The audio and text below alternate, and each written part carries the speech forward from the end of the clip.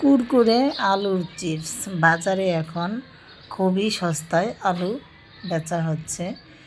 আর 5 KG 7 KG আলু 100 টাকার মধ্যেই আনা যাচ্ছে। এই সুযোগটা তো হাতছাড়া করা যায় না। তাই আমি কিছু আলু ভালো করে ছিলে কেটে ধুয়ে চিপস বানানোর উপযোগী করে নিলাম। এখানে একটা হাঁড়িতে আমি কিছু পানি ফোটাতে দিয়েছি, এর মধ্যে দিয়ে দিলাম ফুড কালার, লবণ দিয়ে বাস আমি স্বাভাবিকভাবেই আলুগুলো হাফ সিদ্ধ করে নেব।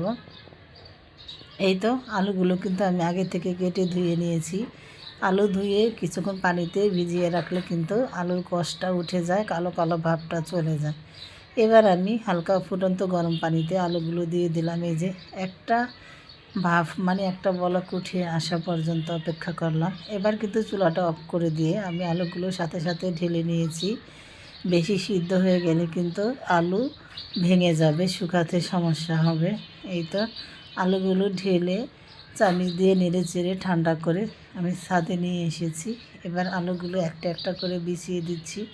বাইরে যেহেতু ভালোই রোদ আছে, এভাবে করে আলুর চিপসটি বানিয়ে নিলে সারা বছর খাওয়া যায়। হেলদি একটা চিপস বাচ্চাদেরকেও দেওয়া যায়, যাদের নাকি বাচ্চারা চিপস পছন্দ করে এভাবে করে বানিয়ে দিতে পারেন। বাজারের কেমিক্যালযুক্ত খাবার না খাওয়াটাই ভালো। এই যে চিপসগুলো আমি 2 দিন শুকানোর পরের অবস্থা দেখুন, অনেক সুন্দর শুকিয়ে গেছে। এখান থেকে অল্প কিছু চিপস আমি ভেজেও ট্রাই করব কেমন হয়েছে। ভিডিওটি ভালো লাগলে লাইক কমেন্ট শেয়ার দিয়ে পাশে থাকবেন।